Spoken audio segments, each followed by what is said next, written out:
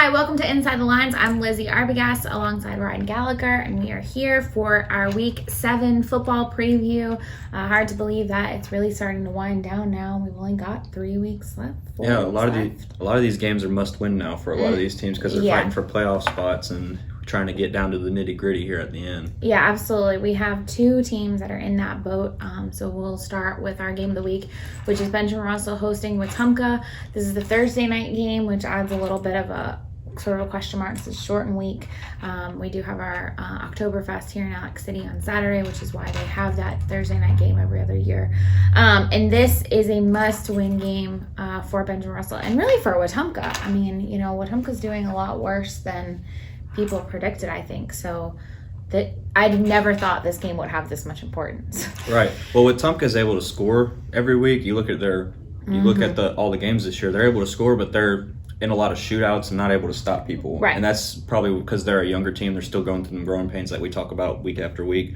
But Opelika was a really good team last week. Benjamin Russell, they ran the ball, which I like to see. They did good running. They ran the ball really well, actually. But Hezekiah Hunter got banged up at halfway through the game, so it was a tough out. The defense got for the first time all year. That's what happened. But that was an undefeated team. They're a really good team. Opelika is, and the defense got, but the offense looked good. Like normally, almost every other week, 17 would have won Benjamin Russell a game. That's really true. Yeah, I agree, and I think it's one of those cases where the defense was on the field a lot because the offense didn't do very much in the first half. I mean, they scored 14 of their points pretty much back to back right there to start the third quarter. Right. So they were on the field a lot, and it got out of hand early.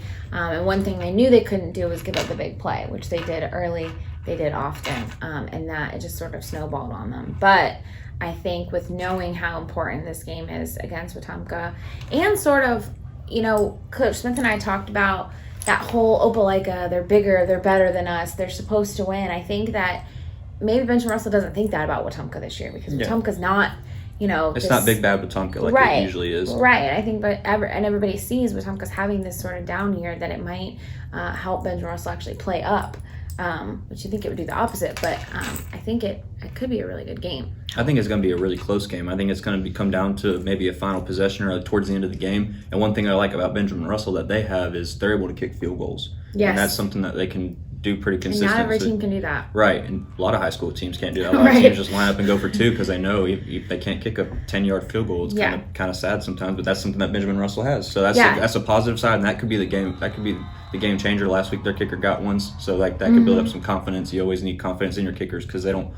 play for 40 minutes of the game and then they come out and gotta kick one, and then it's a lot of pressure because they haven't played and they don't want to let their team down. But I think that they're gonna be able to pull it out this week. Right, and one thing I love about Benjamin Russell's kicker, Campbell Woods, he's also the goaltender for the soccer team, so he's used to playing in that like pressure, do or die. You know, you're either the hero or you're the worst person on the planet, and it doesn't really rattle him. And he, you know, basically if they can get within the 20, he can kick them pretty good, which is really impressive for a high school kicker. Right. So I hope this game is good, and I think Benjamin Russell's going to have to keep it more low scoring than the Wetumpka games we've seen. Right, and they've been running the ball lately, which they didn't do at the beginning of the year. And now they've been really successful with it, even though they lost last week pretty bad. They still had 300 yards on the ground. Right, they were all over the place. Hezekiah had like 150 or something. It was ridiculous. So that running the ball and keeping time of possession, just keeping the ball away from the other offense, like we said, Wetumpka can score. It's just they haven't been able to stop people as much as they've been able to score. So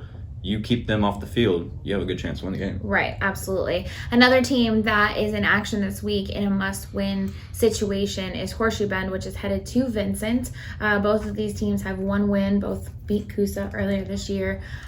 It's crazy to me that Horseshoe Bend is sitting at 1-6, and Vincent is 2, and this could determine who gets that 4th spot of the playoffs. Well, this is an interesting matchup because, like you said, both teams only have one win, but Vincent's coming off their one win versus Coosa, 51-8, and then. But Horseshoe Bend is coming off a bye week. That's what I was going to say. So both teams, one is feeling really confident, and the other one is well rested. So that's going to be an interesting matchup to see, I think. Yeah, absolutely. I don't know a whole lot about Vincent, but I know that in the past they've had usually looks like a fullback, but he runs the ball all the time, and he just kind of runs and runs and runs. And I've heard that they've got a similar situation this year, so that's probably the biggest thing Horseshoe Bend's going to have to be on the lookout for. But I think Horseshoe Bend is slowly, even though the scores maybe aren't showing it, they've slowly improved each and every week. Right, I said that last week. We're seeing improvement from a lot of these teams, even though they're not winning games.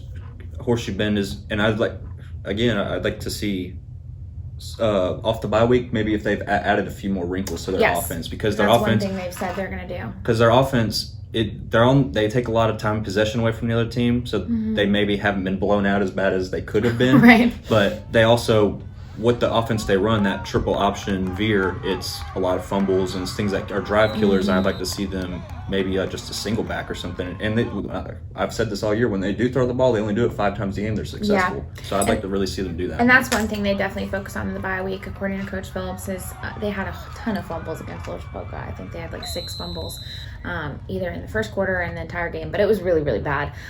So, they're obviously going to have to get that corrected, especially if they're going to try to make a playoff push and then going into the postseason, for sure. They had 9 in the game I covered the second week of the year, I believe. So they only ended up losing 2 of them, but those are just drive killers, because now it's 2nd and 12. Right, you're going backwards. Right. Exactly.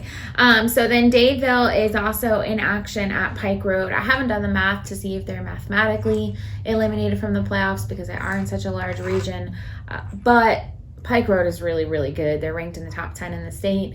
Dadeville can't quite find its footing.